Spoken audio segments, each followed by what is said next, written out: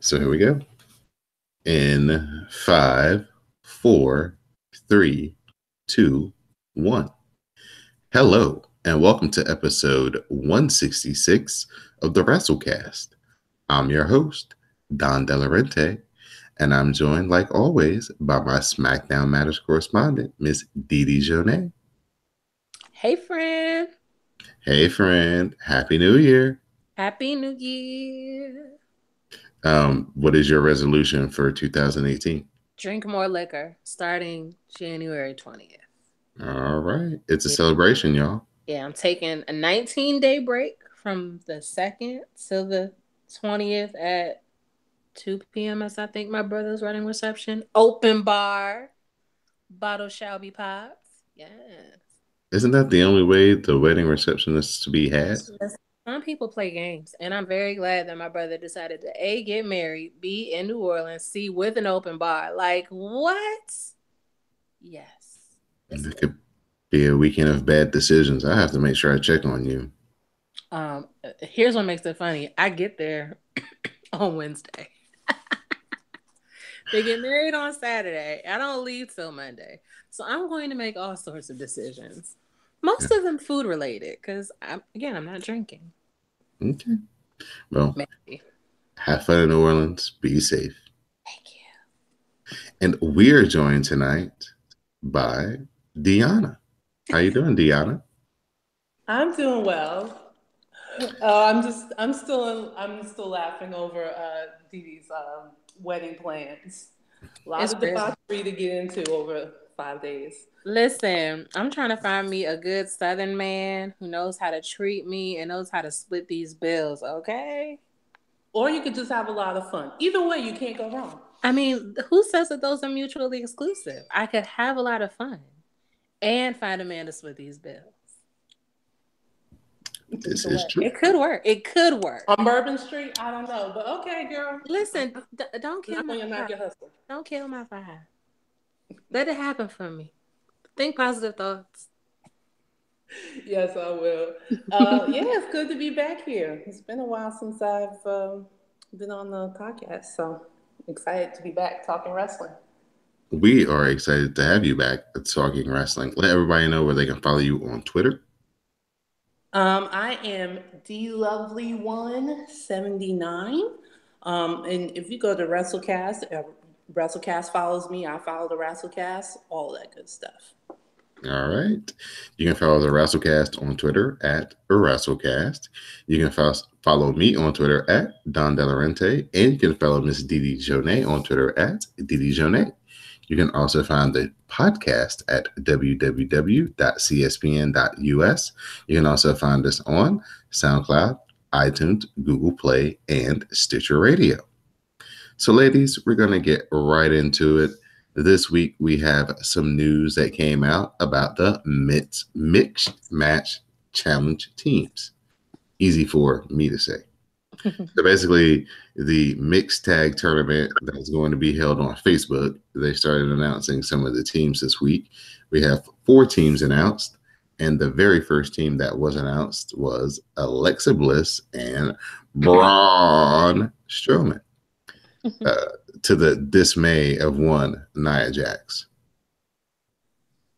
If you follow Nia on social media, she has been very upset as she was outwardly campaigning to be Braun's partner. She had videos where she was trying to build some camaraderie with Braun, and all towards them being the ultimate team in this tournament. And Alexa Bliss, her best friend, Bliss blocked her again, just like she did on Raw a couple of weeks ago. Didi, what do you feel about this development? What do you feel about this team? I think that it's funny from a visual standpoint. And it could work, but I feel like why would you miss the chance to put the two big, like why wouldn't you do it? You should have done it. But I can see why they didn't. Because it's too obvious, maybe? I mean, since when are they like don't go for the obvious thing? Didn't John Cena just win his match the last time he was here? Like they go for the obvious all the time. Like let's not act like they're like, oh, that's what you think's gonna happen. You're right. Like, you know. That's why we play Who You Got, because who knows what they'll do, and they usually don't shock us. This is true. Next team that was announced was a Charlotte and Bobby Roode. So, Miss Deanna, give me your take on Charlotte and Bobby Roode teaming up together.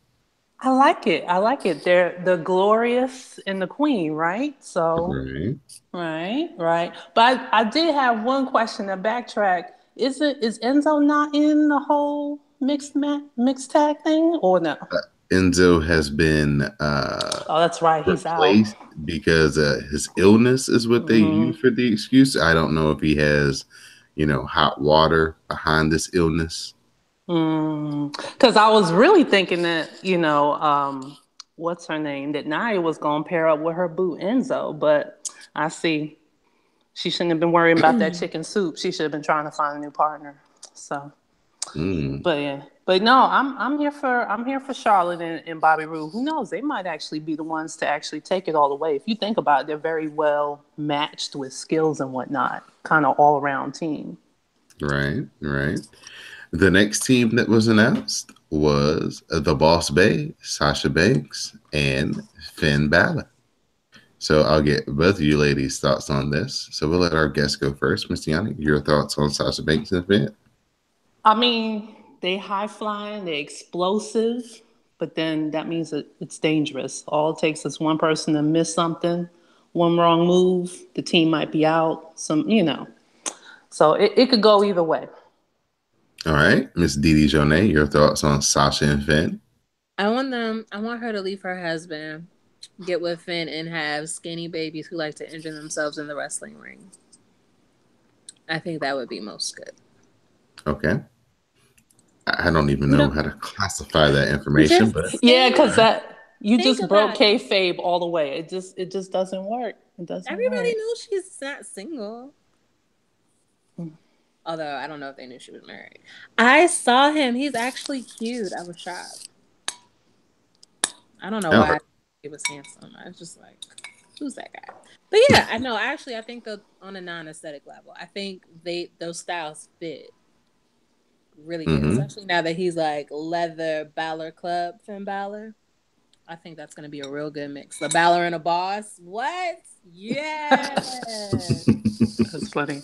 But then if you think about it, put them against like a Braun and Alexa. Yeah, like they don't have nothing. They don't have nothing against Braun. Yeah, that's problematic. But right. See, if you go with my queen and my glorious dude, I mean, they got something for both teams. Sure. We could do a bracket. We really could do a bracket. But anyway. Next up, the last team that was announced, Lana and Rusev.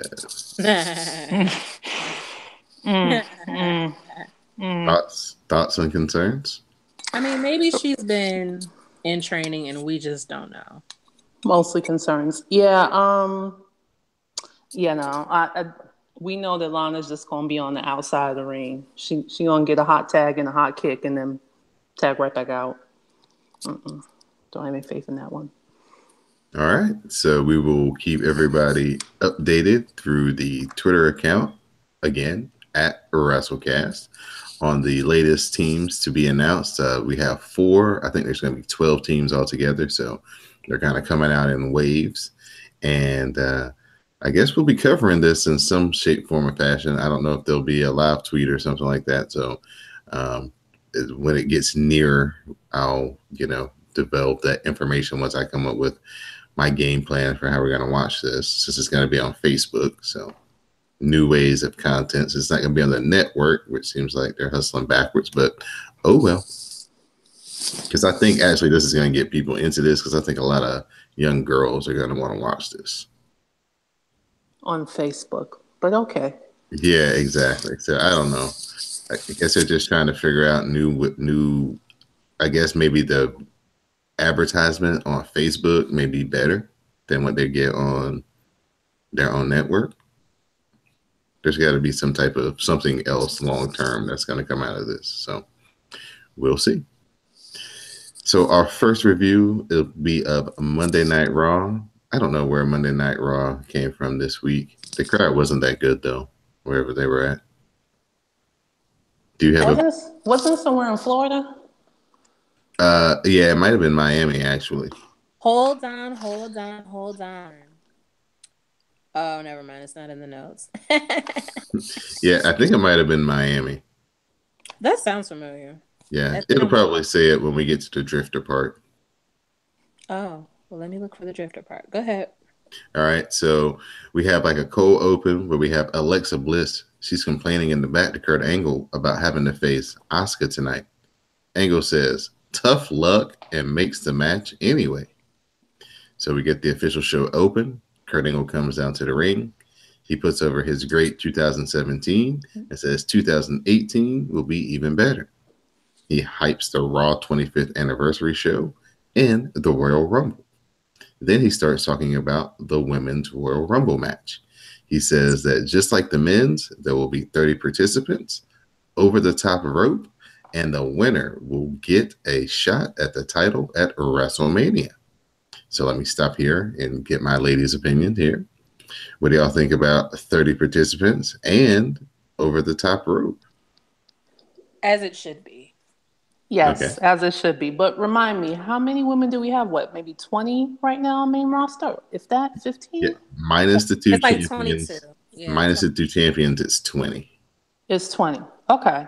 I mean, I like that because it gives us a little bit of X factor that we really don't have with the men, because we kind of sort of know who's all going to be on, who's going to enter the Royal Rumble, right?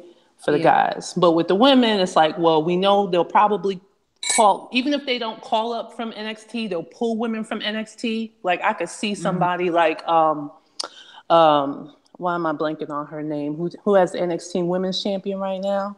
Ember Moon. Ember Moon. I see somebody like her, even though they might not call her up, she might just be in the Royal Rumble just for the, because she deserves it, to be a part of this moment. So they might pull a few women out NXT, pull some old timers in. It could be really fun. I think this is going to be one of the highlight matches of the whole event. I think this is going to be like, a lot of what draws whatever eyes get drawn to the Royal Rumble. I think a lot of it are going to be because of this match. It's the only reason why I'm keeping my subscription for another month. I'll tell you that. All right. So Kurt Angle says that he expects the Raw talent to win both matches, and then he gets interrupted by Dee Dee's favorite at the bar, Sheamus and Cesaro. Yeah. I guess Sheamus got his 2 front teeth for Christmas because he cut this promo without his mouthpiece in. The bar claimed that they were robbed of their tag team titles, especially when Kurt Angle gifted Jason Jordan a title match. They didn't appreciate Angle celebrating the title change last week either. They demand a rematch tonight, but Angle says they'll get it when he says so. Jason Jordan arrives on the scene. He says he deserved that title shot and proved it when he won the tag team titles. Jordan says he got the shot due to his track record and threatens to send Cesaro back to the dentist. Angle books a match between Jordan and Cesaro. But before the match can start, Seth Rollins arrives and says Jordan needs to learn about teamwork because he came out there alone. Rollins is here to back him up and tells Jordan not to be so self-absorbed. The crowd starts to chant "Daddy's Boy" at Jason Jordan. Rollins then says he's here to watch Jason Jordan lose. Cesaro attacks Jordan, sending him to the floor, and then we join the match in progress. So Jason Jordan did get a good burn in on Cesaro. He did say he had a refurbished mouth, and that was pretty good. He did. Jason did that. Yeah, that was pretty good. So again, Jason Jordan starting off the show, getting a high-profile match. I mean, is it working for y'all? Y'all starting to care about him? No, not really. But I mean, it's interesting seeing his little bad guy antics. But am I really rooting for him? Am I rooting that strongly against him?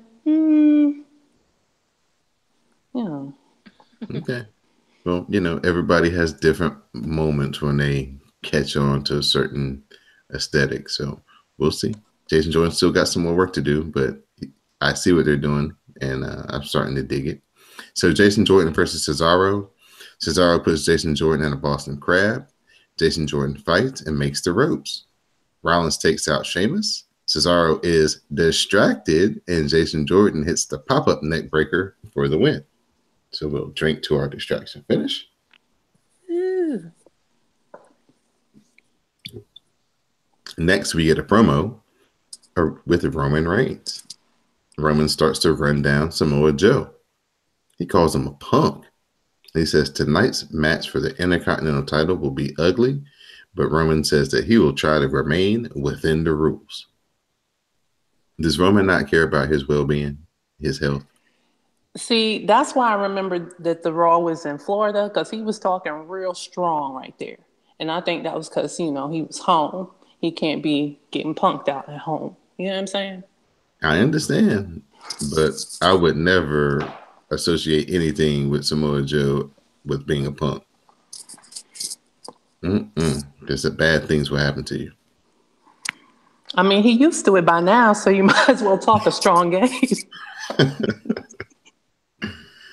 We have Bray Wyatt versus Apollo Crews. The fight spills to the floor, and Crews rolls Wyatt back into the ring, but gets hit with a clothesline. Bray gets distracted by Dana Brooke. Bray scares her, and Dana falls onto the arms of Titus on the outside. Wyatt hits Sister Abigail, and Bray Wyatt gets the win. Matt Hardy cuts a post-match promo on Bray Wyatt, telling him that he's turning the WWE into his awoken universe. Matt says he will take Sister Abigail's powers and delete Bray Wyatt. Matt starts laughing, and we get a million Matt Hardy faces on the screen. That was weird. Yes, it is weird.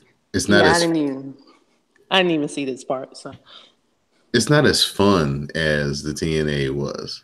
Like I think that's the part that they're missing, is that it had like a little bit of like comedy to it that made it fun. I mean, anytime they try to force stuff on our throats, it usually doesn't work, right? Like when people come up with their own stuff organically, that's really what flies. And at TNA, they made their own thing up. It doesn't necessarily transfer over when you bring it to another company or to a different audience. So, right. We have Alexa Bliss. She's talking to Nia, and she says that she needs Nia in her corner tonight against Asuka. Nia says that she's taking chicken soup to a sick Enzo, who says he can't defend his title tonight. Alexa says, well, it's either him or me. And Nia picks Enzo. Nia said, my chicken noodle soup is getting cold. And she walked out the door. I mean, but Alexa should have known better. When do you ever ask your girl to choose between you and her man? You know how that's going to go. Especially if it's like new.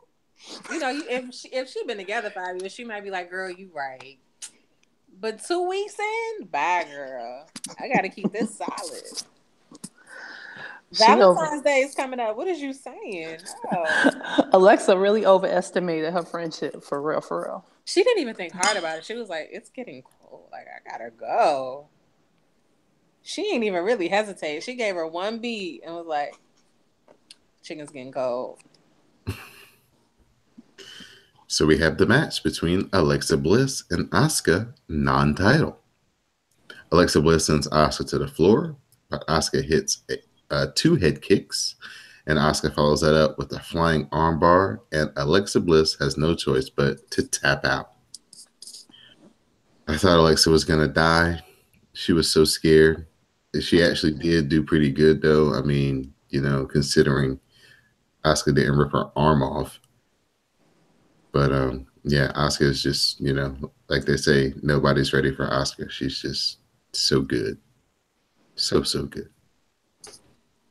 But they did a good job on making it look like Alexa was at least giving her a fight, Yeah, somewhat. Yes. In her, like, skittish way that she was going about it. Well, heel life. Right. Samoa Joe is interviewed about tonight's Intercontinental title match. He says that he will beat Roman Reigns tonight because he owns him and has mentally broken him.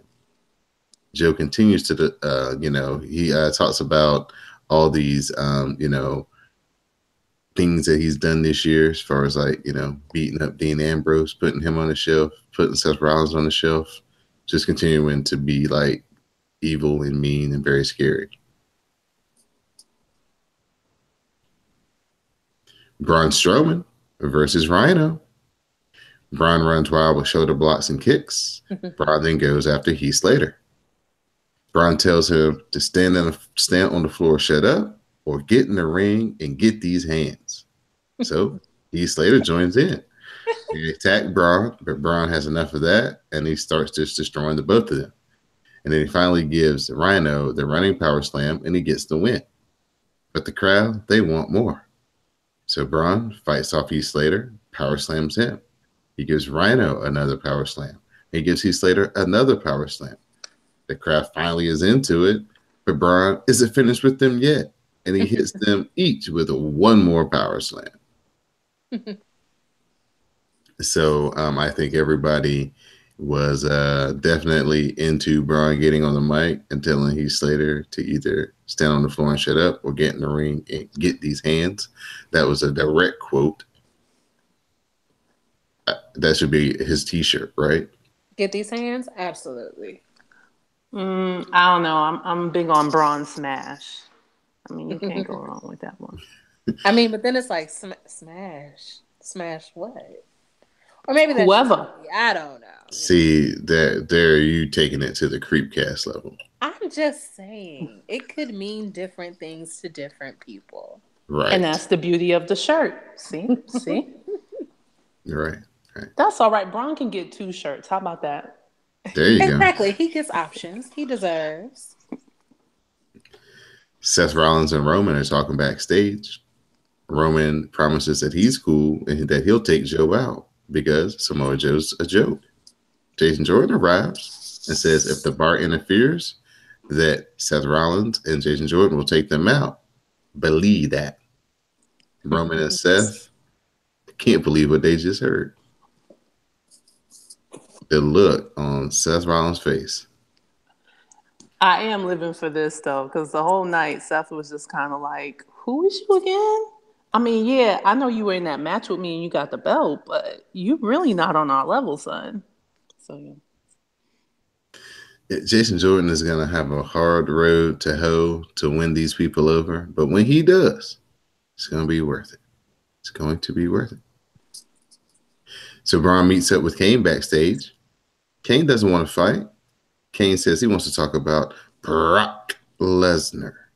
Kane says that together they can tame the beast, and he has a plan. Braun says he doesn't give a shit about his plan, and he'll take Brock down on his own. Boom. Because that sure sounded like a setup. I was just like, Next, Kurt Angle's on the phone, and he meets with Finn Balor. Finn Balor says that he's the first Universal Champion, and he was never beat for the title, and he never got his rematch. Just, laying those receipts out there. He says that he wants to be in the Royal Rumble, so he's putting his name in the hat. And tonight, he's got a 6-man tag team match with his tag team partners, the Good Brothers, Gallows and Anderson. Can you hear the smile on my face? As I say that? Yes. Yes. Excited.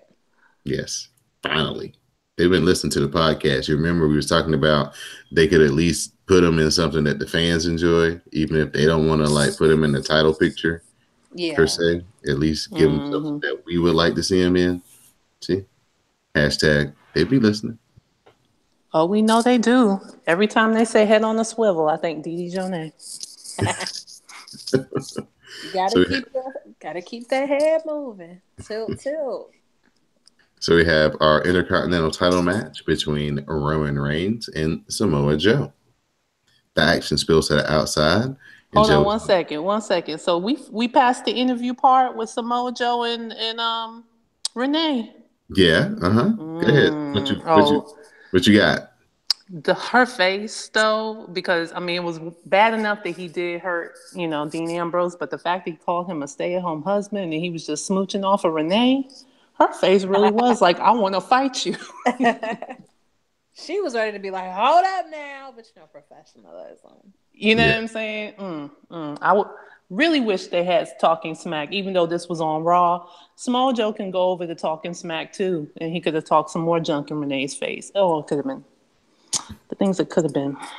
All right, back to the match. All right. Samoa Joe's on the attack on the outside, but he gets hit with a Superman punch by Roman. Both men get back into the ring when Roman hits another Superman punch, but Joe kicks out at 2. Roman is set. He charges Joe, but Joe cuts him off and shoves Roman into the ref. Joe then hits the Uranagi, and Roman kicks out at 2. Samoa Joe is pissed. Joe locks in the Coquina clutch, but Roman rolls out and hits the spear, and Roman Reigns gets the victory and retains the Intercontinental title. This was a very good match. It was a very long match. It's like 25 minutes. Yeah, it was not quite, but like right underneath, maybe a small pay-per-view, right? Not one of the big pay-per-views, but it definitely was better than what you would normally see on TV. Again, because I think they was in Florida, and unlike everybody else, You know what? They were in Florida because Smacky Downey was in Florida. Mm-hmm. So they were definitely in Florida. I mean, Vince likes Roman, so he's not gonna let him. He's not gonna play him in his home. But yeah, it was a really good match, and you didn't hear as many. I don't think I heard any boos. I don't think anyone booed Roman. I don't think there were any "You can't wrestle" chants. I mean, things is looking up for the brother. It's the power of Jason Jordan and the Shield. No, I don't think so. So we have Paul Heyman in the back. He's meeting with Kurt Angle. He says if Kane and Braun gang up on Lesnar, he will be proactive because 2018 will be the year of the beast. Drew Gulak and Daivari De Niro are here with the message from Enzo. They have a note, and Drew Gulak reads Enzo's usual stick as proper as possible. Drew Gulak just tears this whole thing up. I mean, I love all of it, from the PowerPoints to the soft. Yeah, Drew Gulak is everything.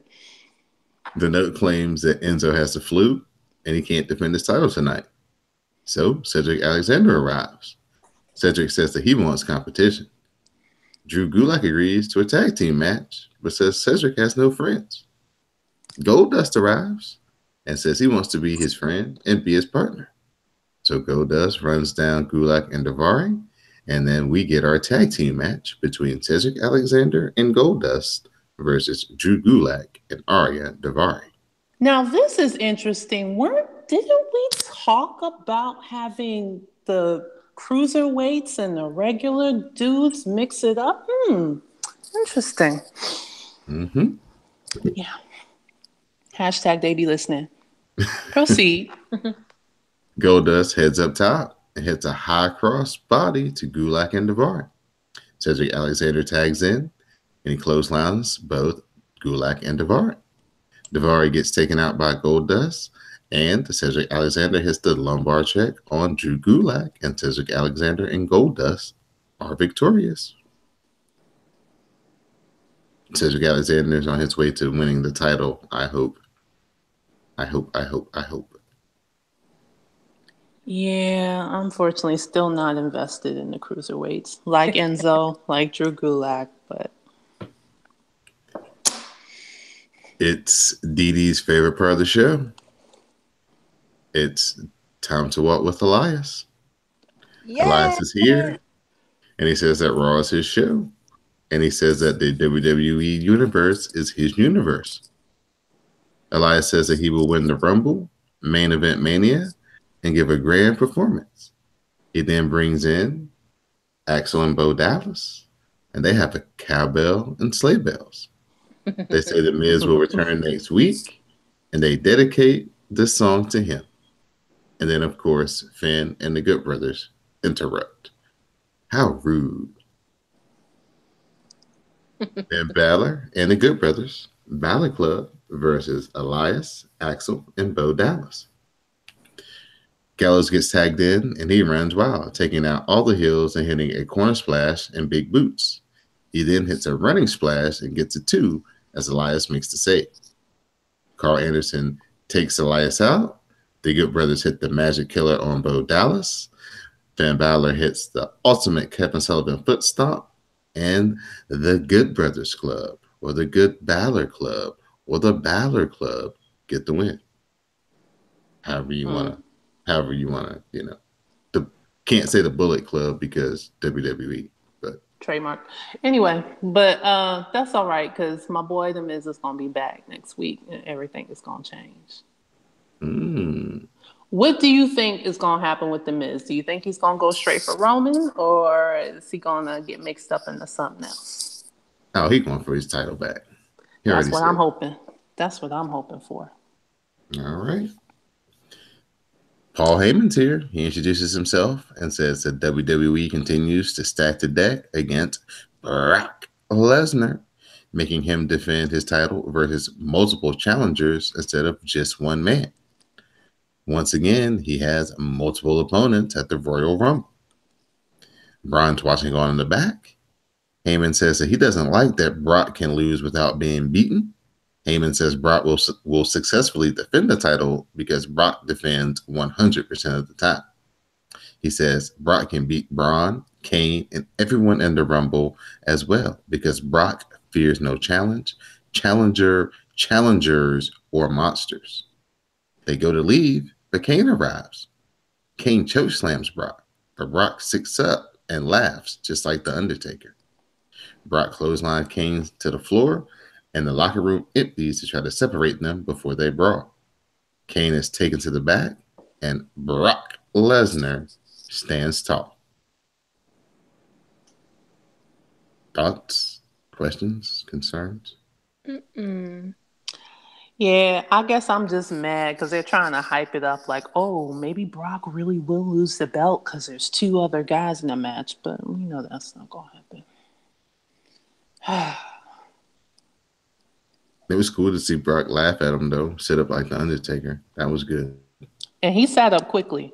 He sat up quickly, which was good. When it was when it was Kane's turn the other week, he was a little slow with that. So a good, pretty good episode of Raw. Like I said, that Roman Reigns match was really awesome. The Jason Jordan stuff is really over with me. The backstage stuff, especially his matches, are pretty good too. And Finn Balor and the Good Brothers. I mean, what more could you want? Good way to start off a new year. I don't know. Well, we can't mix them into tag. Well, hey, if 2 guys can fight for 1 belt, maybe you can have 3 guys. I mean, the New Day held a tag team and it was 3 guys, so maybe they'll get in a tag team mix. Yeah, we'll see what they have planned. So at this point in time, we'll turn it over to Miss Didi Jonay for our SmackDown Matters report. I mean, SmackDown does matter a little bit or a lot of bit, Yeah, so Smacky Downey was in Orlando. So I'm going to assume that your show was either in Orlando or some neighboring city. I'm pretty sure, 100% sure it was Miami. Sure, let's go with that.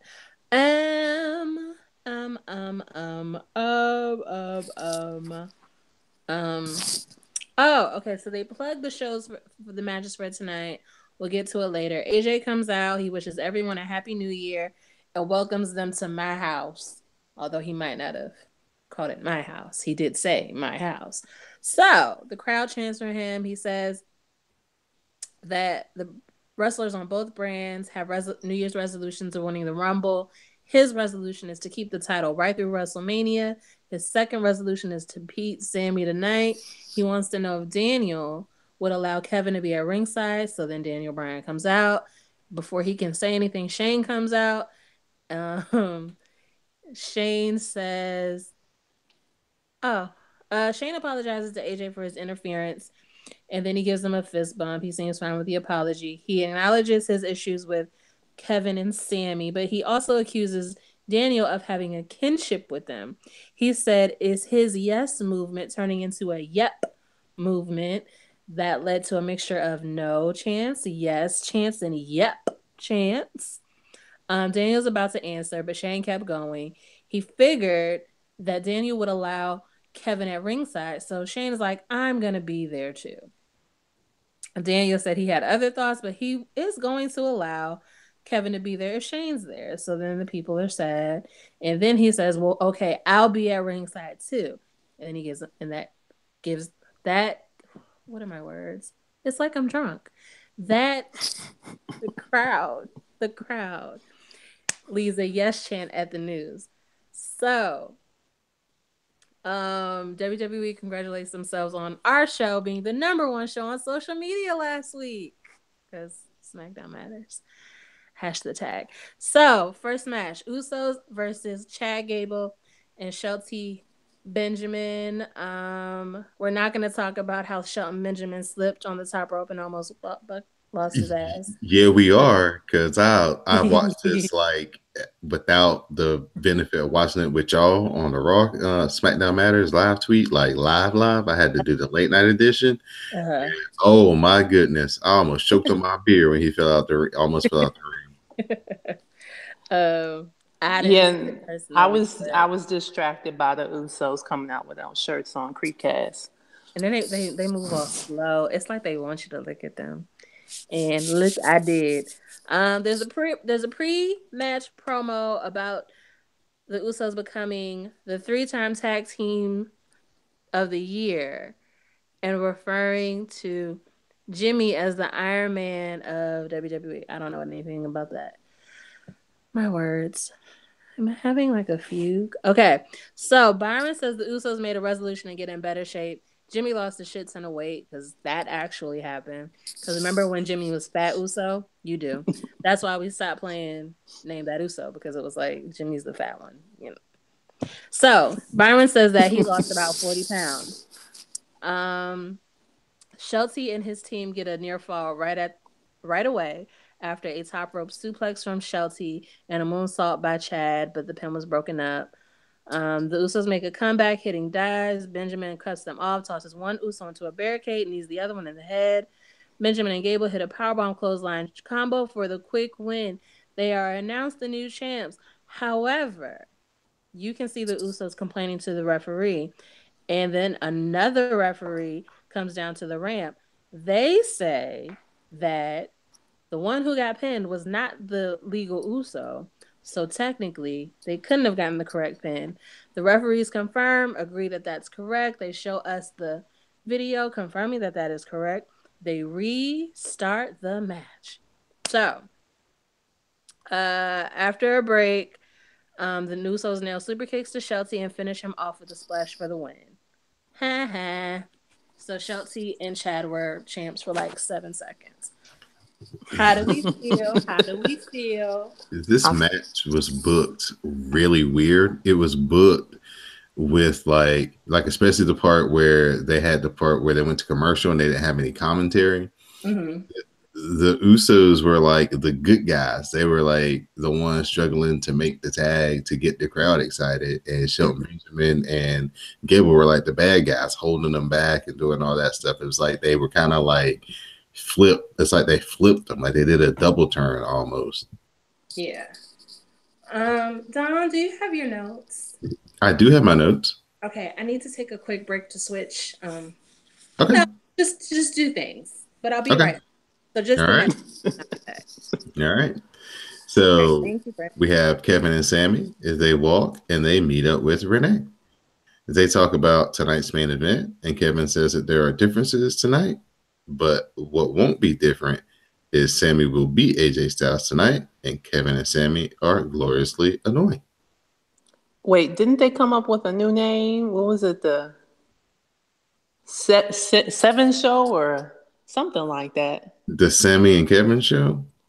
Sammy and Kevin, but he slurred it together like it was one whole new word, like seven or something. I don't know.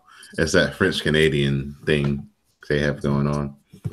The problem is that sometimes I watch these later and sometimes they cut out different pieces. Because I Right. know, yeah, so it's like what you see live isn't exactly everything. But yeah, he was making up a whole new word for their show. So it's like, okay. Mhm. So we have the Bludgeon Brothers versus the Fashion Police. The Bludgeon Brothers attack right away, kicking the shit out of the Fashion Police. The Ascension arrive, and the bell hasn't even sounded yet, but the Ascension get their asses kicked as well as the Bludgeon Brothers leave them laid out. I don't understand why they're doing this. I really don't. The Fashion Police have worked too hard and done too much good work to just be treated like some jobbers. I mean, if you don't want them in the ring, then fine. Just give them a TV show. Let them keep doing all that creative stuff. And there's got to be another way to show how tough and powerful the Bludgeon Brothers are than just having them beat folk up randomly for no reason. Right. Miss Didi, you ready for the tag back in? Yeah, where are we? Big E and Kofi Big E in the and back. Kofi are in the back. They say they have a New Year's gift for Xavi. These are pancakes in the shape of 2018 with a candle for him to make a wish. As he's leaning over, he thanks them and says that when he becomes U.S. champ, they all become U.S. champ. As he leans over to blow out his candle, he sees in his peripherals, because he keeps his head on a swivel, Aiden English and Rusev. Aiden says he wants every day to be Rusev Day, and that would become a reality when he wins the U.S. title. Rusev mocks the New Day for acting like children, and he blows out with his candle. So then, Oh, but oh the wait, look on Woods' face, though, he whispered, "He stole my wish." I was just rolling. Nobody blows on Xavier Woods' candle whose name isn't Paige. See, and, you had to and, go there. You had to go there, didn't you? I mean, spot the lie, but okay. So, there's a pre-tape promo from Mojo where he says he's going to send Zack Ryder back to the past where he belongs. So, then is the Xavier versus Aiden match. Big E, Kofi, and Rusev are all down. Aiden comes out first. He's going to sing his song before the match, but Rusev says, "No, let me." The words are, mark your calendars, save your dates. This is your new champion of the United States. He's so tall, he'll make Woods pay. For Aiden English brings the victory to the Rusev Day. And Aiden looks on like a proud mom at graduation. It is just the sweetest thing. The The crowd Bulgarian cheers. walrus of love, Rusev. Okay, because he was so off key, but That's everyone okay. loved it. It It was was beautiful. beautiful. It It was was. beautiful. Aiden hugged Rusev. The crowd chanted, "We want pancakes." However, Xavier wins with a springboard elbow drop, because that's what my notes did. They cut to the chase. So next up will be Xavier versus Jinder. They show Jinder in the back watching the match with the Singh brothers. Corey's laughing because in the replay they see Kingston chucking a piece of pancake into Byron's face. Because everybody hates Byron. And then Xavier, what does Xavier do? Was the pancake on him, or was that last week? All the pancakes are running together. I don't know. Now, they were eating pancakes around the championship. Ah, there we go. I knew pancakes had something to do with it. So, Daisy Fuentes is backstage interviewing Natty Bo, Carmella, Lana, and Tamina. She says before there was ever a riot squad, there was a welcoming committee. They run down the riot squad, and Carmella says that their party is over. Blah blah blah blah blah. Carmelo's at ringside. It doesn't matter. He doesn't support his children, and he's a statutory rapist. But that's cool, because Carl Malone or something. Next is a graphic for the women's Royal. There are a lot of R's in this review. Royal Rumble, and the participants shown are as follows so far: Ruby, Carmella, Naomi, Asuka, Natty Bo, Sasha, Bailey, Paige, Mandy Rose, Sonya Deville, Lana, and Tamina. Riot Squad comes out. They have a match versus Natty Bo, Carmella, and Tamina. Sarah Logan got the pinfall on Tamina after hitting a Hail Mary, which is a knee drop to the back of the head. That is after a distraction from the blonde one, I think, or it might have been Ruby, I don't know, pushing Tamina or hitting Tamina. They did something to her on the top rope. And that is what allowed Sarah to hit said Hail Mary. Afterwards, Ruby tells the Orlando crowd that magic isn't real. Get it? Because Disney. Then she says they pretend to be happy, but they're all miserable, which is probably true. She calls the Riot Squad a dose of reality and said their destruction was real. She announces that Liv and Sarah are both entering the Royal Rumble, and that's fine. But then Charlotte comes out. She wants to give them a dose of reality and says that actions, and you know what the consequence is? Naomi! She even gives a little dance. She even gives you a baby slide. It's just so nice. But wait. Becky returns. And listen, I don't even like Becky much. But the way of the order of it all, I think I was just in a good mood. You know, it's been a new year, new me. Like, I was like, look at Becky. Even And seeing Charlotte try to dance a little, though, that was funny. yes. And then I looked at them and I was like, I'd be damned, they look like the Powerpuff Girls. I was like, oh, I like this. So, almost immediately, they run down and attack the Riot Squad. Charlotte takes out Logan with a big boot. Naomi takes out Morgan with a disaster kick. And then bitchy, God, Becky gives exploders to both Ruby and Morgan. I don't know what's wrong with me. I'm sorry. We Next got they announced. hold on. We got Trinity from Orlando again this week. She was throwing them hands. Oh yeah. And yeah. And their official name for their trio is Royal, like, you know, royalty, Glow Fire. Royal Glowfire? Mm-hmm. That sounds like a team type something. They'll only be a team for a couple weeks, so it doesn't really matter. So I mean, that's all you need. Just enough to get you through. They announced that y'all's favorite John Cena isn't entering in the Royal Rumble because, of course, he is. Because Ferdinand did shit in the movies, so gotta but go he back. still got paid though, so it don't matter. I mean, but did he really? How much? Anyway, Baron shows up on screen. He says he can't wait to win the Rumble and main event WrestleMania. The notes say that seems unlikely. Shady. And they came in real tight on him too. It's like as if they were trying to avoid a particular area of his head. But I digress. I wonder what. Maybe his ears. Anyway, your final match of the night was Sammy versus AJ. AJ is in control. Sammy counters a Styles Clash into a Blue Thunder Bomb. And I don't know why, but the announcers are so shocked that there's only a 2 count.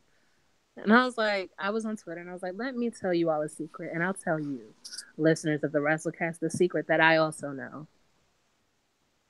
Everybody kicks out of a goddamn Blue Thunder Bomb. Literally everybody. So, it's a hell of a kick into a calf crusher. Zayn manages to get to the ropes. They trade forearms, and then AJ nails a Pele kick. After Sammy ducks a phenomenal forearm, AJ pushes Zayn toward the referee, who falls outside of the ring. AJ is applying the roll-up inside the ring. Owens is like, are you okay? But are you okay? And the referee's like, I'm great. Get away from me. But by that point, by the time he gets to 2, Sammy kicks out. Really, he was pinned for like 8 seconds. But, you know, it only counts if it counts. So Shane's on the outside, pissed off, big mad, shoves Owens to the ground. He demands that the referee toss Kevin from ringside. So he does. Then Daniel gets on the mic and tells Shane that if Owens got to go, yo ass got to go. And Shane looked at him like, oh, really? He looked at him like, excuse me, bitch? But he didn't say that. But I know that's what he meant. But Daniel had a point. Listen, I'm not here to say Daniel's wrong. I'm just saying Shane was very like, how dare you? It was very like Scar Mufasa moment. So then Kevin jumps on the apron as he leaves. AJ knocks him down. This distraction, boom, allows Sammy to hit a hell of a kick for the win. And AJ grabs the mic, looks at Daniel, and tells them to stop bickering like some goddamn children. He says, at this point, I don't know whose side Daniel is on, but it really don't matter. He's like, why don't we just make everybody happy and handicap match? Therefore, Sammy and Kevin can't fight them, and it's not this fake ass bullshit and all these distractions. And Daniel's like, that's a great idea. And then he announces that AJ will defend his WWE title in a handicap match against Kevin and Sammy at the Royal Rumble. And nobody quite knows what to do until Daniel decides to lead a yes chant from the announce table. And that is how your SmackDown ends for the week. How do you feel about it? How do y'all feel about the handicap match? So much to consider.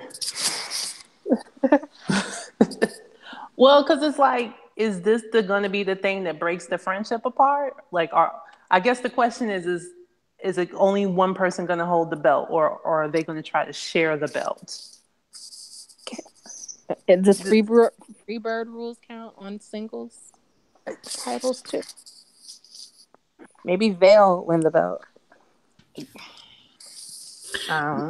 Yeah, it's gonna make for a very interesting match, that's for sure, to see how it's booked, because you expect Sammy and Kevin to somehow come out with a win, but you never know. AJ Styles can maybe get some help in the ninth inning to even up the odds.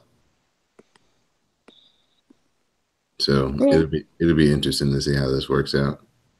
But I thought the SmackDown episode was really fun. The tag team match was really good. The Dusty finish, and then the angle of them, keeping the belts, but still kind of like maybe Shelton and Benjamin might be turning heel because they keep coming up short, being like the good guys. I think Shelton and Benjamin are really heels, though. Really, really, if you look at it, if you look at that theme music, if you look at the kind of way they come out, like, they are heels. Mm-hmm. They're just not effective heels. I think Shelton is a heel, like, in life. What about Shelton makes you think his everyday persona is a heel? I remember he used to have like platinum hair. Like, if that's not a sign of a heel, I don't know what is. Like, you're not Dusty Rhodes. You can't have platinum hair, black man. Like, that is specifically Dusty. When's the last time you seen a blackety black man with platinum hair? The dude from Cisco. Demolition Man, Wesley Snipes and Demolition Man. Like, a bad guy, a heel. Cisco, that song, come on. But he's from Baltimore. That don't count.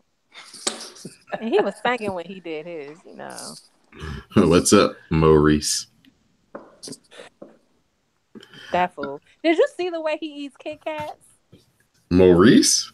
Yes, him and Sam. Demonic, the both of them. Are they terrorists? Do they eat one at a time, or they bite both? No, they don't. They bite from each end. It's disgusting.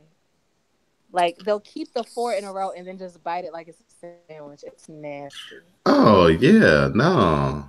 You're supposed to break them and eat each one individually. No, they're not right. They need to get right with the Lord. They really do. They really do. You guys could help keep the podcast free each and every week here on CSPN by supporting our sponsors. Please go support Link. Get you some wine. Didi. Yes. Do you have the copy for me? I'm going to do this, but I need you to pull up the /.com that they need to go to. But I believe it's espn.us/wink, WINC. There we go. So go to www.cspn.us/wink, WINC, and go check out their grand selection of wines so you can be a part of their wine club, where they will send you various bottles of wine of your choosing each and every month.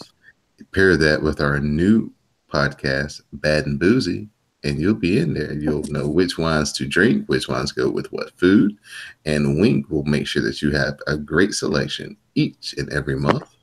And also, you get a free bottle when you first sign up. So please check out Wink. All you wine lovers out there, check out the Bad and Boozy podcast as well, and keep the podcast on CSPN.us free each and every week.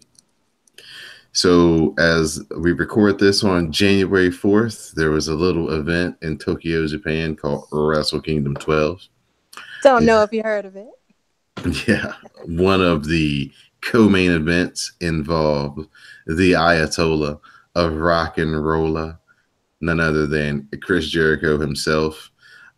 Like we said a couple of weeks ago, they had a great angle where Chris Jericho showed up in Japan, attacked Kenny Omega, left him bloody, beaten down in the ring. The next day, Kenny Omega got some get back at the press conference. He attacked Jericho, but Kenny may have got left worse for wear. Jericho ended up throwing a table on him, knocked him off the stage. But, Kenny was satisfied that, Jericho knew that he wasn't playing. So based on that, they made the match a no disqualification. And for the largest crowd in 15 years for a Wrestle Kingdom match, as they had almost 35,000 people in the Tokyo Dome, beating last year's attendance of almost 25,000. Yeah, because Jericho. Yes. Drink it in, man. And this match lived up to all the hype, and it probably exceeded a lot of people's expectations. A lot of people had a lot of doubts. They didn't know if Jericho would be able to hang with the style, be able to keep up with the pace that Kenny Omega usually wrestles in his matches. But yeah, Jericho was there step for step. There was lots of physicality. There was no disqualification, so there was lots of big spots. Chris Jericho was healing it up to the ninth degree. Didi, there's this famous referee who referees all the big time matches. His name is Red Shoes, because he wears red shoes, of course. And there's this one spot where they're outside of the ring, and he's doing some dastardly things to Kenny, and the referee's trying to regain order, and he literally pushes Red Shoes down. And so then he walks over to Red Shoes' son, who's like a young boy, who's like a young wrestler, who's at ringside, and he kind of steps up to Chris Jericho, and then Chris Jericho abused him too, he beat up a whole family. Good. Yeah, so this is a very, very high level match. I was, to just everybody check it out. It'll probably be surfacing around on the internet. I actually found a link, but I'll let it marinate a couple of days before I actually put it out there. So if New Japan World decides to release it for free, we won't get in trouble. But yeah, so check out the Wrestle Kingdom event. Very good event from top to bottom. The two main events definitely delivered. The championship match between Okada and Naito was fantastic. A lot of people probably will say that they thought the booking of that championship match was a little iffy, but that's to each their own. So we will be having a full rundown of each and every match on the card, breaking down each title decision on Cast of Strong Style. So please check us out. Me and Moto will be breaking down everything from Wrestle Kingdom and New Year's Dash, which is basically New Japan's Raw after WrestleMania. So anything can happen. This is where AJ Styles got kicked out of the Bullet Club a couple of years ago. The Killer Elite Squad came back, and Suzuki Gun came back to New Japan from Noah last year. So there's always some type of big happening that happens at this New Year's Dash episode. So can't wait to see what happens. But yeah, definitely check out the Wrestle Kingdom 12. Get on board with the New Japan. They're coming back to the United States in March. So there'll be some more exposure. And like I said, Chris Jericho definitely put a lot of butts in seats, got a lot of people to subscribe to the New Japan app. And hopefully a lot of people like the product. And big shout out to all the people who were up with Moto at 2 a.m. using the Cast of Strong Style hashtag, live tweeting the event. So at this point, we'll turn it over to our guest, Miss Deanna, for her shout outs. Thank you. So first, thank y'all for having me back. It's been fun. Shout outs. I'm gonna shout out the bomb cyclone for keeping me indoors for the past few days, and will keep me indoors at least another day or so until the snow thaws out. We got a whopping 3 or 4 inches where I am. Exciting. Let's see. Other shout outs. Shout out to 2018. Hope it's better than 2017. Shout out to the semester that starts. So I'm going to be back to work on Monday. New semester, new students, all that good stuff. Thank you guys and all the WrassleCast fans for live tweeting every Monday and Tuesday. And that's it for me. All right. Thank you for joining us. Miss Didi Jonet, your thank yous and shout outs. Shout out to Deanna because it's such a good name. Oh my God. Shout out to Sam, even though his quarter black was showing his ass today. Shout out to Greg. Shout out to the chairman. Shout out to Mel because Mel always gets shout outs. Shout out to, I don't know, eye health. Get your eyes checked. I don't know. Yeah. Shout out to you, Don, best producer in the business. And shout out to sobriety until January 20th. Yes. I got one more shout out. I forgot. Okay. Shout out to Ratchet Ramblings because they keep me in stitches every week, recounting all of the Ratchet reality TV shows. So yeah. How was the Mona Night Raw this week, Didi and Deanna? It was fabulous because there was, Love and Hip Hop has been so-so, Love and Hip Hop New York, but Love and Hip Hop Miami debuted. Oh, yes. There's going to be so much drama and so much theater, as Jeremy says. We fighting. You mad because you want to be family, but even though he family, but you know, she don't treat him real nice. So who cares that you're family? It's interesting. Yeah. Mona always be keeping the storylines fresh over there. So, okay. Shout out to Mona. Shout out to Jeremy. Shout out to Candace over there at Ratchet Ramblings. Check them out right here on CSPN.us. I'd like to give a shout out to both the Didis, Deanna and Didi Jonet, for joining me tonight. Give a shout out to Sam. Give a shout out to Greg. Give a shout out to the chairman. Give a shout out to Mel, because Mel always gets shout out. Give a shout out to Baker Bone and Rome for entertaining me and my parents this weekend while we were riding around town and listening to their podcast, having a good time. Shout out to All the Glow. Shout out to everybody who joins us in the live tweets each and every week. Again, shout out to people who listened and joined in to the live tweet for New Japan and Cast of Strong Style.